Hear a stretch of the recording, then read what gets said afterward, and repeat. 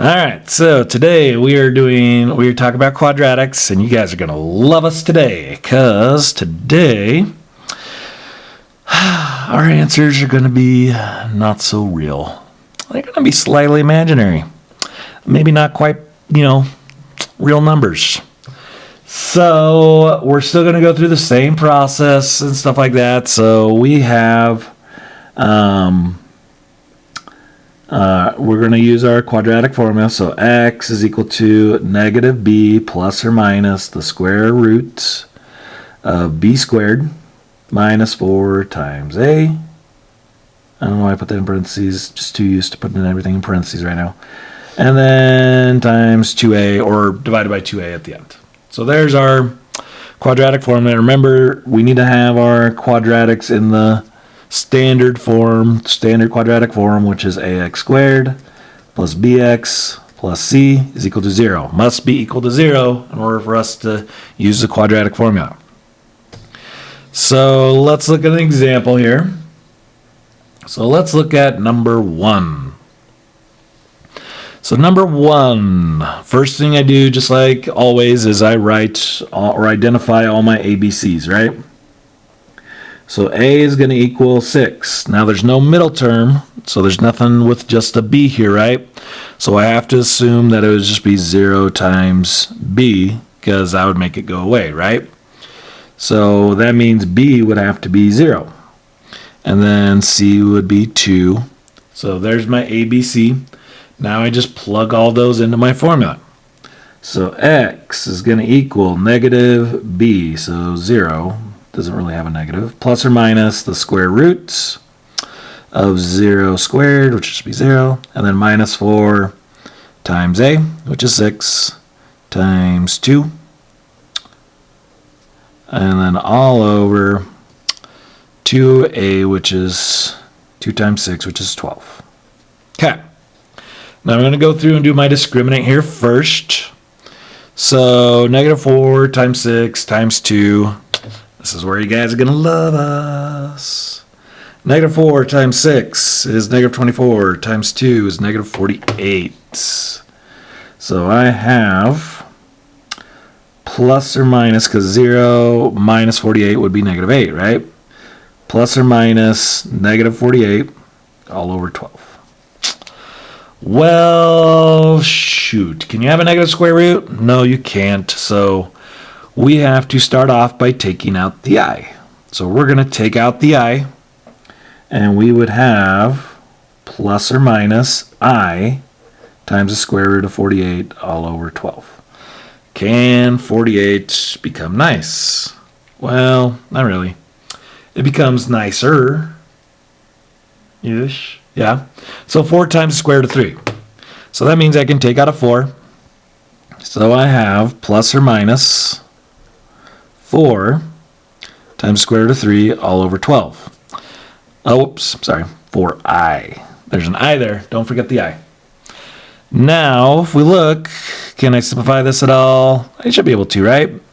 The 4, I can write the 12 as 3 times 4. So the 4 should be able to cancel out, leaving a 3 on the bottom, which would be I times the square root of 3 all over 3, and it's plus or minus I.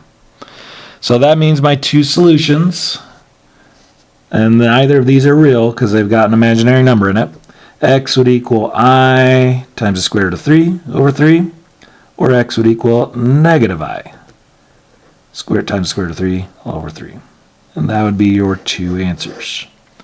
Okay, so really the only thing that's different today is we've got to account for our i's. We've got to take those i's out.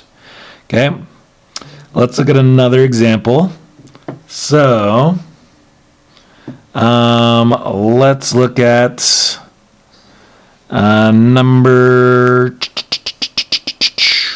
let's do number 5. So this is not equal to 0, right? So we'd have to add 10 to each side to begin with. And that would give me 12n squared plus 8n, and then plus 6 is equal to 0. Now,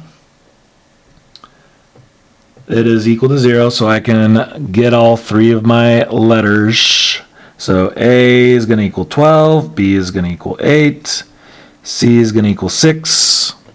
And then I plug all those into my formula. So X is going to equal negative B, so negative 8, plus or minus the square root of B squared, so 8 squared minus 4 times A, which is 12, times C, which is 6, and then all over 2 times A, which is 12, so it'll be 24. Whew.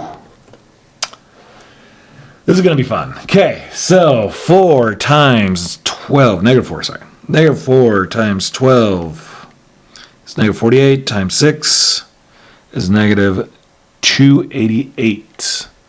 And then I have 64 minus 288 is going to be negative 224. So that comes down to negative 8 plus or minus the square root of negative 224 all over 24. Now the question is, I have to take out the I, right? So I'd rewrite that as negative 8 plus or minus I times the square root of 224 all over 24. Does 224 come down nice? I'm going to guess no. And it becomes nicer. So you can take out a 4. So you can write that as negative 8 plus or minus 4 times the square root of 14 all over 24.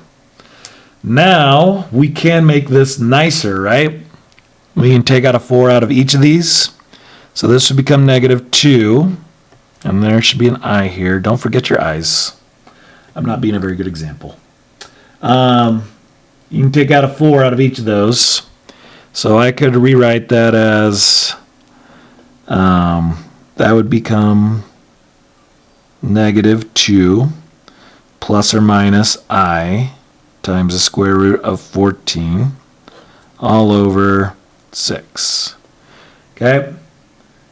That's taking out all the 4's, because you could write that as 2 times 4, that already has a 4, and then you write that as 4 times 6.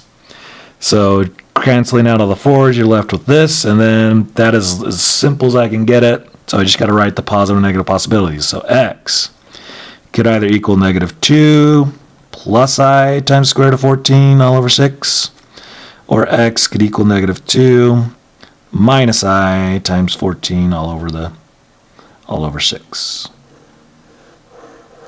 Ooh, I did not have enough room there. Which means, yeah. Then let's do one more example here. Let's look at and do one of our toughies here on the back. So let's look at this one right here. So again, I need to get it equal to 0. So I'm going to add the 3 here, and then add the 3k. Okay, the 3k's cancel out on both sides, and then negative 1 plus 3 is going to be positive 2. So I'm left with 3k squared plus 2 is equal to 0. Okay, that's fine. That just means the middle term is going to be 0. So I'd have a is equal to 3, b is going to equal 0, and c is going to equal 2. Plug those into my formula. I get x is going to equal negative b, so 0 plus or minus the square root of 0 squared minus 4 times a, which is 3, times c, which is 2, all over 2 times a, which would be 6. So negative 4 times 3 is 12, times 2 would be negative 24. So I would have plus or minus the square root of negative 24 over 6. And then I got to take out the I, so plus or minus I times the square root of 24 all over 6. And does 24 become nice? It becomes nicer, so 2 times 6. So I can write that as plus or minus 2i times the square root of 6 all over 6. And I can simplify that a little bit more because I can write this as 2 times 3. So I can take out the 2's or cross off the 2's, and I'd be left with I times square root of 6 all over 3, and it's plus or minus I. So that means that's as simple as I can get it. So x is going to either equal positive I times square root of 6 over 3, or x is going to equal negative I times square root of 6 over 3. And that would be my two solutions. And that, my friends, is as far as you're going to go this year in the quadratic formula, which is pretty far. And you guys are going to enjoy using this in a different form a little bit later this year too. But yeah, that's it for the quadratic formula.